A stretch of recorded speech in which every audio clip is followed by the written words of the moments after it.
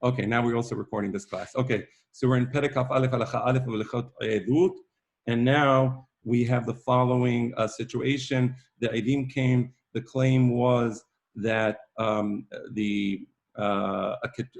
person divorced his wife, but when he divorced his wife, he didn't give her a ketuvah. That was the claim. V'Huzamu. And these Eidim later on, they became Eidim Zomemim. They were proven to be false witnesses, as we described many times. What is it that makes false witnesses Eidim Zomemim? Now, here's the problem with this situation. Our knee-jerk reaction would be, well, let's make the Eidim pay the value of the ketuvah, because, va'asitem lo, that's what the pasuk says, right? So what do we do to Eidim Zomemim? We make them pay the value. Oh, we do to them what they wanted to do to the defendant, let's call him. So in this case, let's make the husband receive the value of the ketubah from the Eidim Zomemim. So the value of the ketubah was at $1,000. Make the Eidim Zomemim pay the husband $1,000. Okay. Let's look at the halacha. Let's look at the analysis. So we didn't say, so what do they actually pay? The problem is as follows. V'halo ben hayom ben lamachar im geresh sofo litem ketubah. The problem is as follows. Yes, the Eidim are going to make the husband pay $1,000, but the husband will eventually pay $1,000 to the wife, most likely, right? Because if the wife was to outlive the husband, she would be an almanah, she would be entitled to the ketuvah.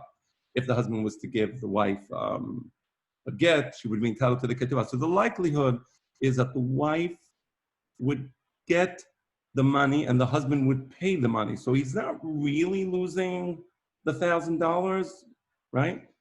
Or at least not the full value of $1,000. So omerim. So we say as follows: Kama adam roseh liten b'chtubatah shel zo. So the Bet Din looks at the ketuvah. Let's say it says $1,000, right? That's the amount that the husband has to pay to the wife. We ask, what is the financial value of this ketuvah today? If the wife were to sell the ketuvah to a third party, and she would go to the third party and say, well, how much do you want to pay for this ketuvah? It has a future value. In the future, you may get $1,000. That amount is the amount that the Eidim Zomemim have to pay. So now let me give you an example. The wife is very young and the husband is very old. He has another month to live. The ketuvah says $1,000 on it. Let's say the Eidim would say, wow, the husband is going to die soon anyway. We'll pay $900. We'll pay $900 for the right to make $1,000 very soon, right? So let's say the $900 is the value. That's what the ketuvah is worth today. That's what the Eidim Zomemim have to pay to the husband, right? It ends up they were lying. It ends up the husband never gave his wife a get. It ends up that the husband doesn't have to pay the ketuvah today because he didn't divorce her. When he dies, he'll have to pay ketuvah. He has to pay the $900. That's the value of today. Eddie, Eddie Mishan, you're with us. So why don't you tell us what your question was? Oh, actually, I see a question. How did he divorce her wife without giving her a ketuvah? What does that entail? Right. So, no. So let me first answer that question, and then Eddie will. So when a husband gives his wife a get, he divorces his wife, he must also pay her the amount set forth in the ketuvah, right? That's a sign of the idea of husband paying alimony. I think that's a term in English. The alimony, right, nowadays is alimony. So that's a Jewish concept actually. So the ketuvah is the alimony that the husband must pay to the wife upon, So the ketuvah is kind of like a contract. When you get right down to it, it's just a contract. It's a financial instrument. It has a sum certain. It sets forth a specific amount that must be paid. And the question now that the court is going to deal with, given the fact that the two Eidim were lying, the husband never gave his wife a ketuvah. So they're going to look at if we took this ketuvah as a financial instrument, we sell stocks, we sell bonds, we sell future contracts, we sell commodities. Take this ketuvah, how much is it worth on the open market? So the example I brought, the husband is about to die in a month. Wife is young. It's clear that the wife is going to be getting the ketuvah soon. people will pay, for example, just say, for example, $900 for that ketubah. That's the amount that the Eidim Zomemim must pay to the husband. Eddie, you had a question. Would you like to repeat the question? As I recall, if you feel comfortable doing so, I don't want to put you on the spot. Of course. The way the Mishnah frames the halacha is that the Mishnah asks about right. So based on the language of the Mishnah, one would I guess understand that they're not trying to extract or cause the husband to lose the entire amount of the ketubah, rather because he would have lost portion of it anyway. And my question was, the portion that it should be considered perhaps lost, or that would be a liability to him anyway, should be roughly the amount of the wife's equity, to her tobat hana'ah. So my question was, it appears halakha, and of course you said, and we saw it in Harambam, that the halakha is in fact that the Eidim have to pay the tobat hana'ah of the wife. And my question was, it seems more, quote unquote, logical for them to pay the full ketubah minus the tobat hana'ah of the wife. For example, if the ketubah were $1,000 and the wife's tobat hana'ah were $700, they should pay $300, because the $700 is already considered a liability to the husband. So what they're only tacking on to the liability is $300. So the question then becomes, why are they paying $700? And why are the Eidim that says $700 instead of $300? Yeah, understood. Okay, right. Yeah, basically what you're saying is, why don't we make them pay the amount that the husband actually lost, right? And the amount that he lost is not $900. Okay, that's the amount that the ketubah is worth.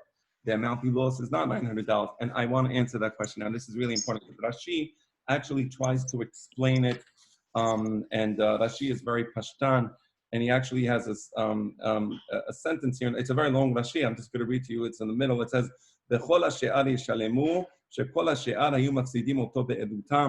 we make the witnesses pay the amount, the financial loss that they caused the husband. But it really is difficult to explain it that way. It really is difficult to explain it and to say that the amount that the wife can sell for the ketubah is what the husband lost. No, it's not what the husband lost. The husband did not lose $900 by being forced. Had he been forced to pay the $1,000 early, he didn't lose $900. It would be better to say that he lost perhaps, say, $100 because he overpaid. So now, I want to explain it. So I want to explain this now. The first Mishnah that we looked at, and if you remember, this is several months back, Kesad ha'edim ne'esim zomemim. This Mishnah, which analyzed how is it, you have Gemariyot? Yeah, there's an extra Gemara there. Okay. This Mishnah that analyzes what is the punishment that we put upon the Edim. What specifically is the objective of that Mishnah? Those of you who were here in the previous classes would be able to answer that question. What is the objective of that Mishnah? Again, it wants to analyze how do we punish the Edim Zomemim. Do you remember how the Mishnah, what the Mishnah was dealing with? It was dealing with unusual situations where you cannot punish the witnesses and you cannot do unto the witnesses as they wanted to do to the defendant. It doesn't work. For example, the witnesses come, the defendant is a Kohen, and the witnesses says, we know for a fact that his mother was a halalah. And now the Kohen becomes a halal. If you take that witness, if you take their testimony, what are you going to do? You're going to turn them into halalim? I mean, they're not halalim. They may not even be Kohanim. So it's, right? So the Mishnah is dealing with situations, and that was a previous Mishnah, where there was a qualitative difference between what the Eidim wanted to do to the defendant, the harm that would have come upon the defendant, and what we do to the Eidim, because we cannot, you can't compare apples to oranges. Apples don't always equal oranges. Or the other example in the Mishnah was the Eidim come and they say that this person is chayav galut. He is a negligent murderer. He negligently killed someone, therefore he must go to an Eid Miklat. It ends up the edim were lying. It ends up the edim zomemim. What are we going to do? We're going to take the edim zomemim and send them to an eid miklat?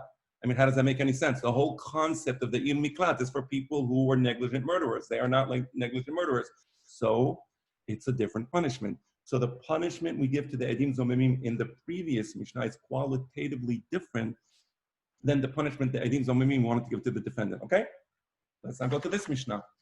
Now, we are dealing with the Mishnah where the punishment we give to the edim zomemim is not qualitatively different, it's quantitatively different.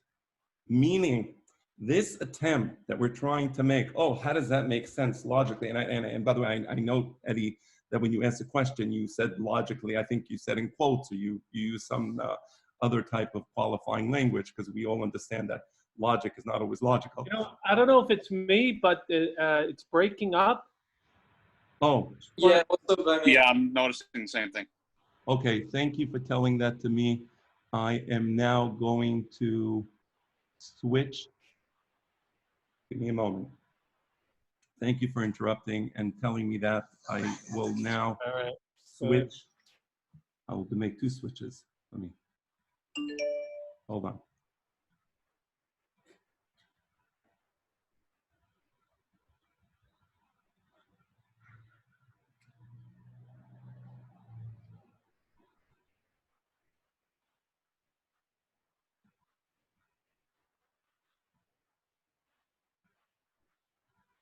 Also, we're in Makkot 3a. Oh, AB's offline.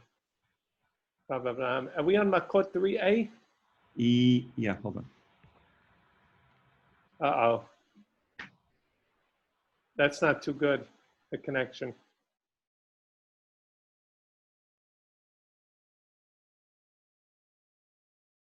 Makkot 3a? Sorry. Yeah, we're on 3A. Thank you. Rabbi, you're muted. Thank you. You know, my parents tell me, but can you hear me now? Seems Okay. Yeah, okay. My parents tell me that there was once this time that people used to get together in these things called rooms, similar to what you're all sitting in now, and they used to like see each other face to face and exchange ideas, and there was just direct communication. There was like something, sound waves going through the air and going from one mouth to the other ear. Wow. It's just a story. But so it is. Anyway, hopefully one day that will happen also. Whenever, I don't know, no predictions. But nevertheless, you can hear me. I will just repeat really quickly what I said before. The first Mishnah dealt with situations where there is a qualitative difference between what we do to the Edim Zomemim and what the Edim Zomemim wanted to do to the defendant. This Mishnah is now dealing with a situation where there is a quantitative difference, okay? Meaning this attempt to try to find equality and saying, oh, they did this and now we're going to do that to them. Or they wanted to do, they wanted to do that to the defendant. We are now going to do this to the Edim. No, that's precisely the point of these Mishnayot. These Mishnayot are giving us situations where the punishment we give to the Edim is not the same as what the Edim wanted to do to the defendant. That's exactly the point, right? And here we see the Edim wanted the defendant to pay, in the example that I brought, $1,000, right? And the value of the ketubah was actually 900. One should argue, well, let's measure the loss one way or another. We can say the loss was 100. Theoretically, there's other ways to measure the loss. But no, we're making them pay 900. Now, what's the logic to making them pay 900? And I will explain the logic to that. Now that I gave you that introduction, now I will nevertheless give you the reasoning behind that approach. Why make him pay the value of the ketubah? That's not what he was going to lose. And the answer is the Chachamim are saying, this guy is bound by the ketubah. These witnesses came and they were going to force him to pay the ketubah. we're going to give him the money he needs so that if he wants to, he can now buy the ketuvah back from his wife and be free from the ketuvah. You see the way the Chachamim think? Rather than thinking about what would have his loss have been, they're giving it a more global approach. They're saying this guy's bound by ketuvah, people abused him, probably it was relatives of the wife, who knows what's going on there, not a good situation. But it's a situation where something was bad, and the Hachamim are saying, give him the money, so that should he choose to do so, he would have the option of buying the ketuvah back from his wife. You see the logic there, or the reasoning? I actually like it quite a lot. And this is from it makes great sense, and it's something I hadn't thought of. It's it's fascinating, and it's I see now it's clear, but it's something I didn't think of before. Yes, exactly. So I just noticed I'm on two screens from two angles, and now let me see now. Okay, so I'm trying to just make myself appear on one screen. Let's try that again, see if it works. No. Okay. Yeah, all right. you were good like that. I'm sorry? You were good like that if you wanted to Yeah? do that. Okay, all right. So as long as it's working and as long as you can see me, great. All right. So that was the logic. That was the reasoning of the Chachamim. That's not my Kudush. That's my father from the 1980s. Alav Shalom. He gave that explanation many, many decades ago, and that is the explanation that I'm now offering to you. Let's continue now. Let us now read a new Mishnah. This is a new Gemara. Would you like me to open up the Gemara on the screen so that you can all see it? Yes? Okay, I'm going to do that now. So give me a moment. And let's see how I do this. Give me a moment. I'm going to use Safari, although I'm sure there's other sites, but it's just what I have now. We are looking at Masechet Makkot. Masechet Makkot. We are Daf Gimel Amud Aleph. Here we go. And now I'm going to share the screen with you.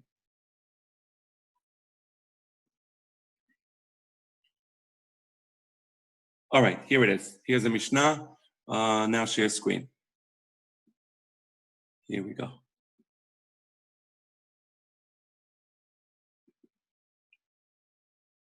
Okay, you can all see that, yes? Yep. Yes. Perfect. Okay, you will note as usual that when I read the Gemara, when we study Gemara, we use the Kitvei Yad, the old Kitvei Yad of the Sephardim, Yemenite Kitvei Yad. Our goal is to try to be as precise as possible. So to the extent that you see that I am reading a little differently than what you have on your screen, that difference is intentional. It's not mistaken, because as you know, the Gemara, the printed Gemara we have today, has certain issues. Many of the questions that they ask against Rambam, ironically enough, are based upon versions of the Gemara that are themselves faulty, and Rambam had the earlier manuscripts of the Gemara. So, in fact, he had the most authentic version of the Gemara probably in existence, and he discusses this in some of his writings, how he came upon those versions of the Gemara.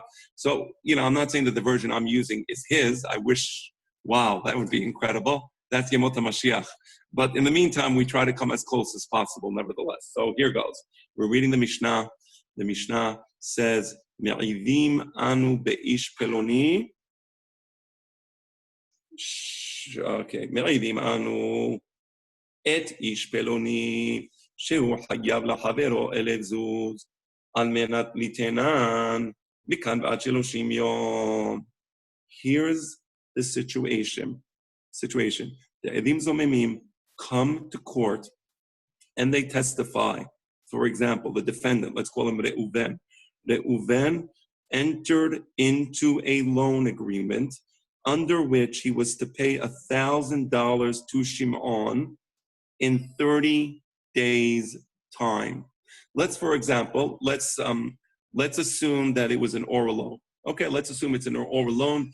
Jewish law recognizes milva al peh. Milva al peh is legally binding. So, for example, how do I make an oral loan? Just to give you, just to fill in the blanks for those of you who may be unsure about that. Reuven needs $1,000. He goes to Shimon in the presence. There's a few ways to make an oral loan, but there are a few ways to create an oral loan. This is one of them. Shimon, in the presence of two witnesses, lends the money to Reuven.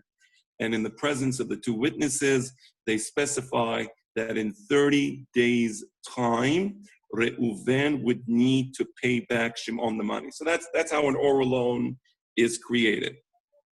All right. Now, Behu Omer, now comes Reuven, and he says, it's true, I owe the money. He's not denying the fact that a loan took place. He's being honest. Behu Omer, Mikan Ve'ad Eser Shani, but he says that the terms of the loan require me to pay back the money, not today, but in 10 years, or not in 30 days, not in 30 days as the Edim claim, but in 10 years' time. The correct Girsah is not Omedim, but it's Omerim. So I'm going to read it as that. Omerim. The court says as follows. The court says, Kama Adam Rosel Yiten Beyehe Elef Zuz Beyado Ben Notenan Mikan Ve'ad Sheloshim Yom Ben Notenan Mikan Ve'ad Eser Shanim. The question that is asked is as follows. How much would a person pay to extend the loan from the 30-day period which the Edim said you must pay in 30 days' time, from there to extend it further to 10 years' time? How much would you pay for that extension? I'll give you an example. Let's say I'm a broker. I find people who are willing to make loans, and I do it for money. And you're a person who wants a loan. So you come to me and you say, I want a loan for 6 years. Okay, no problem. How much do you want for the loan? $1,000. So pay me money for my services, and I will find you somebody willing to lend you the money, $1,000, which you have to pay back in 6 years' time. Let's call that a fee or a service fee, right? That service fee is something we can quantify. So here we have a person, Reuven, who owes $1,000. According to the Edim, he must pay the $1,000 back in 30 days. He doesn't have $1,000 to pay back in 30 days because he was planning on paying it back in 10 years. What would he do if the Edim would have been successful? If the testimony of the Edim was not later on rejected, what would the Reuven be forced to do? He would have to go to that broker or that person and tell him, listen, I need a loan. In 30 days' time, I need a loan of $1,000, and I need the loan to last for 10 years. He says, whoa, to find somebody willing to lend you $1,000 in 10 years, for 10 years, that's a long term for a loan. That's going to cost you a lot of money. You're going to have to pay me $100 for that. I'm sorry. That's not a regular situation. That $100 is quantifiable. The court has to find out. They have to actually interview people who would arrange for these types of loans and ask them how much it would cost. Let's say it's $100, as in the situation that I gave. That's the amount that the Edim Zomemim would have to pay to the Reuven in this case. Okay, let me just take a look at the. Interesting. Is a service fee not allowed for loans between Jews? That's an excellent question, Mark. According to Halacha, to charge interest on a loan is forbidden, yes, unless there is a heter iska, and that's a subject for another class or another series of classes or an entire chapter in Bava Mesiah called Perek Ezehu Neshech. Interest is forbidden. It is isur deoraita. It is actually hamisha lavin deoraita, not one. But here we're not talking about interest. We're talking about a person who knows, let's say, wealthy individuals, who knows people who are willing to make loans, and they're going to make the loan for whatever reason. They're not getting interest for it, by the way. They're not getting interest for their loan, or maybe they will get some other remuneration. For example, let's look at an actual life situation. Let's go back to the Uben. He needs $1,000 loan. What does he need the loan for? He's starting a new business. A business is going to be he's going to be set. We're looking at antiquity. So he's setting up a chicken coop where he's going to be producing eggs. Okay, just going back to an agrarian society. So he says, I need a loan for $1,000. Let's say Yisachar is the person, Zevulun is the person who can arrange for the loan. He knows investors who are willing to invest in that type of business. They will make the loan for $1,000. They're not going to charge him interest. They'll ask for profits, potential profits in the business. Zevulun, the one who arranged for the loan, will say, listen, give me a service fee. I spent 10 hours, whatever, looking for the person. I charge whatever, $10 an hour, give me $100, just again, in my theoretical. That's allowed. That's not interest, that is allowed. Excellent question, Mark. Let me ask next question. It doesn't sound the same as interest. Okay. Okay, yes, that's correct. So there we go. So let me find my place in my notes. Okay. So that's the Mishnah. Okay. The Mishnah is fairly straightforward. And again, the damage they would have caused him in this case is interesting. It's not $1,000. In this case, the damage they would have caused him is the amount he would have had to pay to arrange for a new loan. In this case, the damage is quite accurate. The approach of the Hakamim is very precise. It's not like in the case of the Ketuvah, where it's different. The amount of damage is different than what we're giving the husband, right? Here, we're actually being very, very precise in the way we administer the punishment, rather with the way we calculate, the way we calculate the punishment against the Eidim Zomemim. Good. Let us continue. Here goes. By the way, do you see me as I'm talking or no? No. That's actually, not good. we can on your other screen, I think. Hold on 1 second. Oh, no, never mind. I do. Oh, I see you. Yeah, I see you on the other screen. I see you. On Rabbi Abe Halevi and... Oh, they're both Rabbi Abe Halevi, but it's good because one screen you're sharing and the other screen, if we want, we could... Okay, fair enough. I'm just wondering what the recording will be like, but that's quite all right. Let us now continue. Now we are starting the Gemara. Let me explain to you.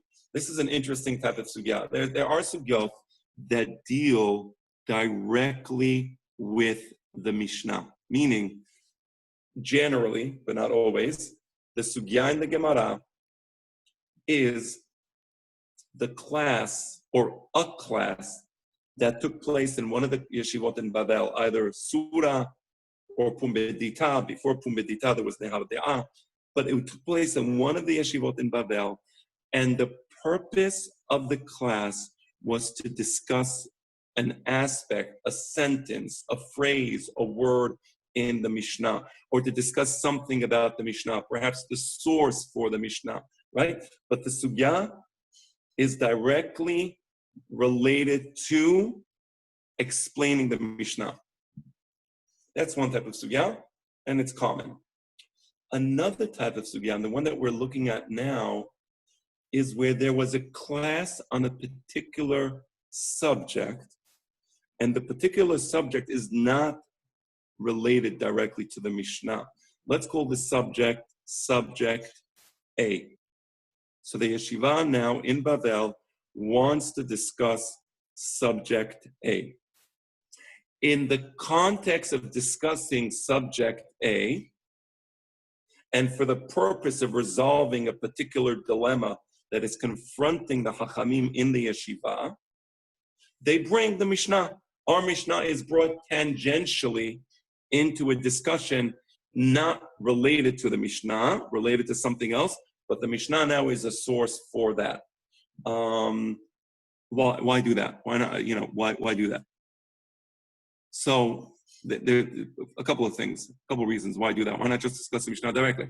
So a couple of things. First of all, the Mishnah is simple. The Chachamim had nothing to add.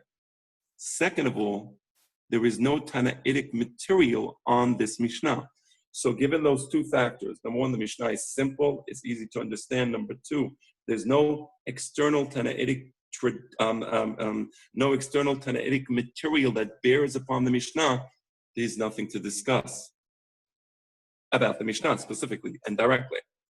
I should tell you that the Yerushalmi on this Mishnah, it has absolutely zero, nothing. So you see that there really was nothing to discuss about this Mishnah. Therefore, that takes us to the other part of Sugyot where the Mishnah is brought in indirectly. Okay, I wanted to give you that as an introduction so that when we enter the Sugyot, you understand where we're headed. Okay, let's read the Gemara. Amar Rabbi Yehuda, Amar Shemuel. Very important. First of all, we know a couple of things. Number one, this Sugya, this lesson is taking place in Yeshivat Nehar De'ah. We know that because the origin of the statement is Yeshivat Nehar De'ah, because a person from whom the statement comes is Shemuel. Shemuel was the Rosh Yeshiva in Nehar De'ah. Later Rabbi, on, could yes. you scroll down? Could you scroll down on the screen share so we could see what you just read? Of course. Is that useful? Yes, thank you. Good. Excellent. Amar Rabbi Yehuda Amar Shemuel. So again, Rabbi Yehuda says in the name of Shemuel. So first of all, Shemuel was the great expert in Dinei Mamonot. So this is his field. This is his area of expertise. That's number one.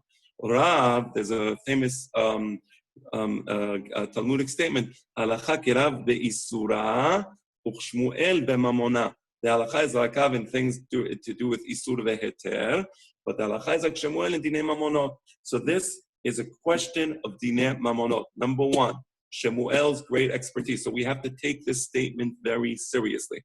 Number two, Shemuel was a Rosh Yeshiva in Nehar De'ah. He was the first generation of Emoraim. So we know some of the background. Number three, Amar Rabbi Yehuda. Rabbi Yehuda was a Talmid of Shemuel.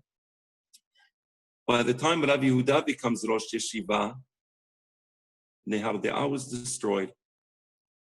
There's an episode which is discussed in the Gemara where there was some war going on in Nehar De'ah. Really, a bunch of pirates destroyed the city. When the city was destroyed, Nehar De'ah was destroyed. Rabbi Yehuda, he becomes the Rosh Yeshiva in Pumbedita. So now we have Rabbi Yehuda is bringing in his yeshiva in Pumbedita. This is the second generation of Emoraim. So now you know where it took place and when it took place. It took place in the second generation. It took place after Nehar De'ah was destroyed. And I can tell you even more. I can tell you even more about where it took place. Because Rabbi Yehuda was a Talmid of Shemuel. Before he was the Talmid of Shemuel, he was a Talmid of Rav. Rav was a Rosh Yeshiva in Surah. There were two main yeshivot in Babel. There was Surah and Nehar De'ah. When Nehar De'ah was destroyed, then there was Surah and Pumbedita. Rabbi Yehuda originally studied with Rav in Surah. When Rav died, and only after Rav died, Rabbi Yehuda went to Nehar De'ah to study with Shemuel. Now Rabbi Yehuda is the Rosh Yeshiva in Pumbedita, and he is now transmitting the lesson that he learned from Shemuel, and it is as follows. So now you have the background. It's very important when you study Gemara, because if you don't know the background, you don't really understand what's going on. Okay, so here's a class. I'm going to read to you the class. I'm going to read to you the entire class, and I want somebody to tell me if they notice some oddity in the way the material is presented, not in the content.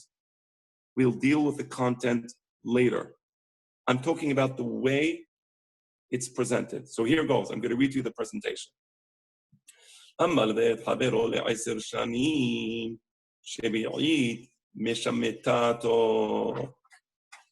That's part A. Now part B. That's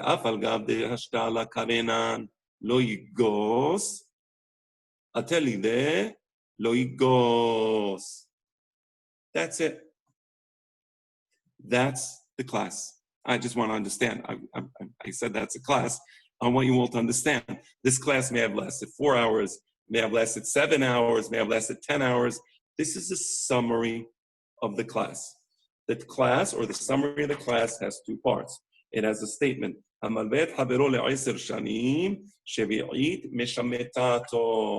That's a summary of the class. And now we have an explanation.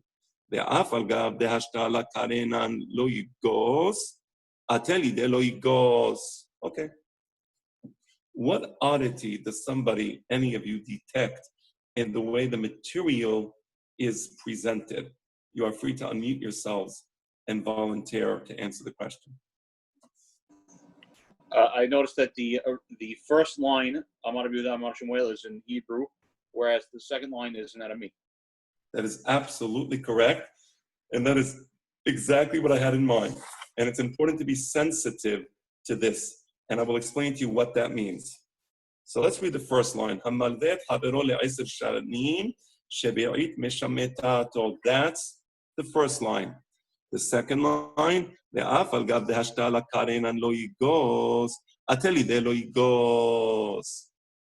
want you to understand why the Chachamim in the yeshiva, when they summarized the class that took place that day in the yeshiva, why did they change the language? Okay, and it is as follows. Well, Shemitah is only happening in Israel, no? Correct, but that's not the reason. That's not the reason. Okay. It is correct that the laws of Shemitah apply primarily in Eretz Yisrael, but that's not the reason. I will tell you what the reason is. I will tell you what the reason is. You have a summary of the class, and then you have an explanation of the class. Back then, there was no colon, there was no comma, there was no brackets, there was no paragraphs. If you look at the ancient manuscripts, it's just, one long roll of black ink, which is very hard to decipher. And sometimes I look at the manuscript because I want to see what it is, and it's really challenging. So how do you explain to them that one thing is the summary, the other thing is the explanation? How do you accomplish that? By changing the language. Changing the language has various functions in the Gemara. This is just one of them. There are other cases where it changes from Aramaic to Hebrew, from Hebrew to Aramaic, and those have to be studied. I'm just giving you one situation. So now that I gave you the way that the material is delivered, and you see the linguistic difference between part A and part B, now I'm going to proceed to explain to you what it's actually saying. Okay.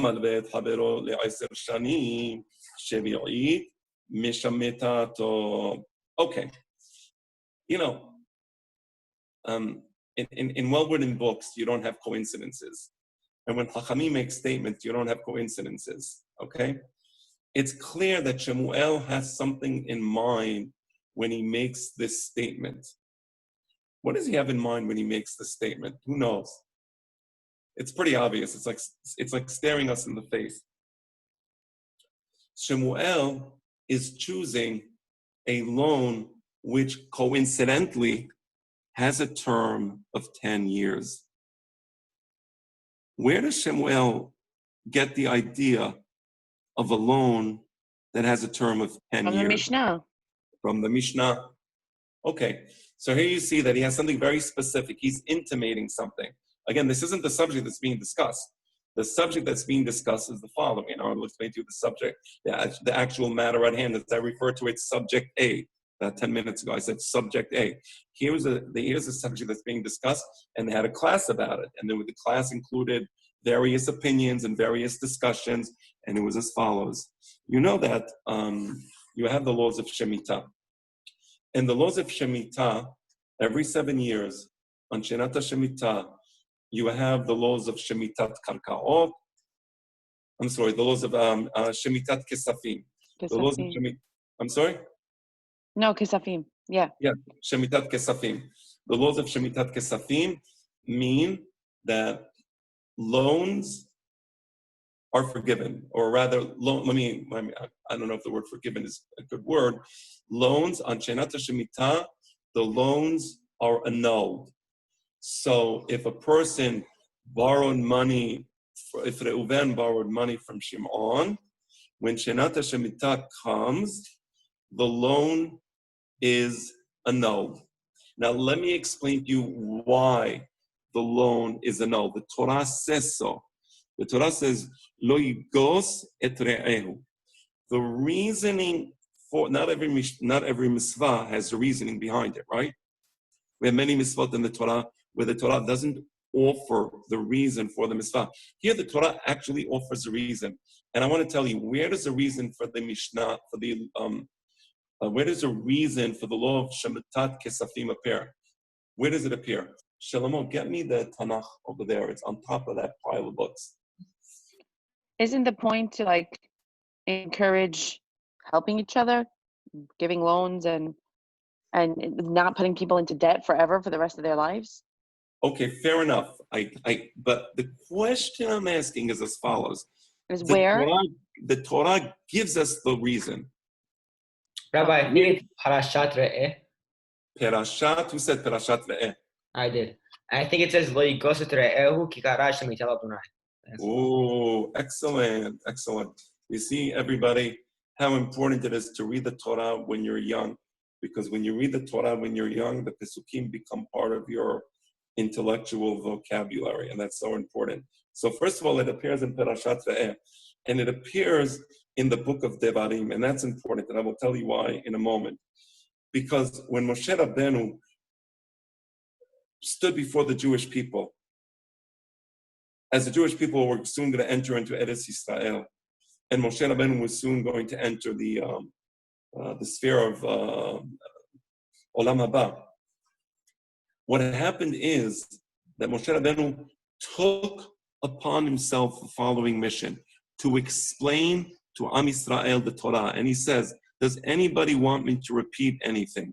Does anybody have any questions? And I will explain and give the answers to the questions. So the book of Devarim supplements the various misvot appearing before the book of Devarim.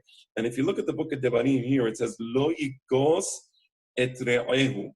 When it's speaking about the laws of the Shemitah, it says, Lo yigos et re'ehu. It's explaining, and what's the reason that we have the Shemitah? So that one is not noges his fellow. Lo yigos et re'ehu ve'et achiv. What does that mean, noges? So the word noges, and I was really happy about this because I was analyzing the word myself, and I looked at the Biyunai Ibn Jannah, and then I looked at the notes I have about my father from the 80s, and he brought the exact same pasuk that I was going to bring to you. So I said, I have Siyata Dishmaya, I saw it. So the pasuk that I was going to bring, and that I saw my father brought, 40 years, or almost 40 years ago, was in Sefer Shemot, Vehanogesim Asim Ba'am. What does Vehanogesim Asim Ba'am mean? Does anybody remember that particular incident in the book at the end of Parashat Shemot? It was when they had to bring their own straw to make the teben, and when Moshe first asked, and Paro refused and increased the workload and kept the quotas the same. Absolutely correct. What does the word noges mean? Noges means an oppressor. So these people were experts at oppressing these poor laborers, these poor slaves, and forcing them to overwork and overextend themselves. What does it mean, lo yigos et re'ehu? The purpose of the law of Shemitat Kesafim is to avoid ongoing and never-ending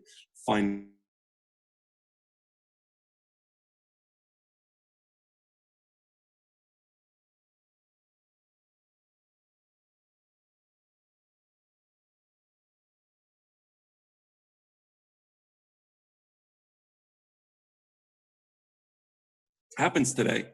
And I've been a lawyer there, and I was in the courts there, and I saw what happens to people who hazat, sheloneda, omani. And I know this is universal, and this is the way it works in the world, but I'm not talking about the world. I'm talking about Am Yisrael.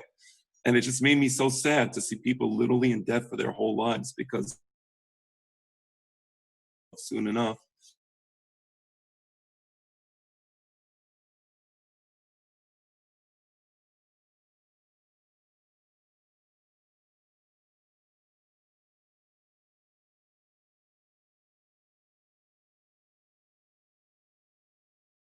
laraev lahmecha, right? It's a really big thing. So anyway, so financial oppression, Hashem looks down upon financial oppression, and then while it can continue for a certain period of time, but the maximum amount of time it can continue is for 7 years. And at some point in time, if the person really can't pay, that's it. The loan is annulled. That's lo yigos et re'ehu. Okay. So it sounds like Rabbi Yehuda is intimating that you should essentially make all loans be 10 years so that it could become annulled. No, so let me. Because the Shemitah is going to happen every 10 years at least. No, so now I want, okay, I'm going to do two things. I see we have about 5-6 minutes. We started late. I hope it's okay if we just go a minute or two overtime with your permission. Okay, let me do two things. I'm going to read the statement of Avidah. I'm going to explain it, and then I'm going to give you the two slides that took place in the yeshiva, and you'll understand it. Amar Rabbi Yehuda, Amar Shemuel, Amal ve'et havero le'ezer shanim shevi'it meshameta Torah. Rabbi Yehuda is saying that if there was a loan of 10 years, like the loan, he's obviously intimating the loan in the Mishnah, when the Shemitah comes, it annuls the loan. Why? The explanation. That's a conclusion. That's a summary. Explanation in Aramaic, the afal gav, in Hebrew, how do you say afal gav? Afal pi. You see Aramaic? Even though now there is no financial oppression, because when the 7th year comes, he doesn't owe the money. Where's the oppression? So if you say, well, if there's no oppression, the reason there is the Shemitat Kesafim is to prevent oppression. But in the case of a 10-year loan, there is no oppression. He doesn't owe the money. He's not oppressed. So you would say what? That the Shemitah should not annul the loan, right? That's what you would say. No. The Afagav de Hashtala Kanenan Lo Yigos, even though at this moment, at the present moment, meaning at the time of the Shemitah, there is no financial oppression, Ateli de Lo Yigos, the financial oppression will come. And therefore, when the 7th year comes, it annuls the loan, even though the due date for the loan is several years after the 7th year. I want to explain to you because you can see that there was a discussion in the yeshiva about this. One position was, wait, when the 7th year comes, he doesn't owe the money. If he doesn't owe the money, he's not oppressed. Why should the Shemitah annul the loan? The other position, which is a position that's taken, is yes, it's true that now he doesn't owe the money, but later on he will owe the money, and then he will be oppressed. Let the 7th year annul the loan. Let me explain to you what is the basis for this disagreement. What does the word lo yigos mean? Is it present tense or is it present future tense? According to the position. Okay. Well, according to the position that says that the Shemitah should not annul the loan, the word lo yigos means presently. Presently, there should be no financial oppression. But that is not the correct meaning of the term. The word lo yigos is what is known as present future. Presently and in the future, there should be no financial oppression. And since in the future, 3 years henceforth, there will be financial oppression, the Shemitah annuls the loan now. That's the conclusion of Shemuel, the great master of Dinei Mamonot, right? This is the lesson of Rav Yehuda, and the purpose of Rav Yehuda in Yeshivat Medita was to add that extra explanation in Aramaic. So we can literally break down the statement. The statement in Hebrew likely was a statement of Shemuel. The statement in Aramaic likely was the explanation provided by Rav Yehuda in his yeshiva, where he is explaining, and why is it that according to my teacher, Shemuel, a 10-year loan is annulled in Shinat HaShemitah? And the answer, because lo yigos doesn't mean presently, it means present future. And so now you see how beautifully the Gemara packages the material, so we can literally see what took place here and how it took place, the different levels of text. Okay, I see it's 9:45. I just want to read 3 more words. And with those 3 more words, we will finish this class. And those 3 words are Metiv, Rab, Kahana. Rav Kahana is Metiv. Okay, hold on. I have a question here or a chat, something. So anyone granting a loan over sending is takes a big loss. Or perhaps knowing that the loan is going to be annulled in the 7th year will give one pause before doing so. But there's different, but it's not so simple. It's not so simple. There's different nuances and there's specific cases, but I don't want to get into that. That's certainly a good question. Yeah. And prosbol, just to answer that question, the point of prosbol only applies derabbanan. Since today the laws of Shemitah are derabbanan, the Chachamim instituted the laws of prosbol, where you can sell your loan to the Bet Din, and because the Bet Din owns the loan, there's no the loan is not annulled. Doesn't get annulled. Right. When the Bet HaMikdash is built, there will be no prosbol, because then the laws of Shemitah will be the oraita, and then there will be no possibility of doing a perosbol. I'm sorry, perosbol. But okay, nevertheless, what I would suggest is, I have a lot to say about those 3 words, Metiv Rav Kahana, but it's 9:47.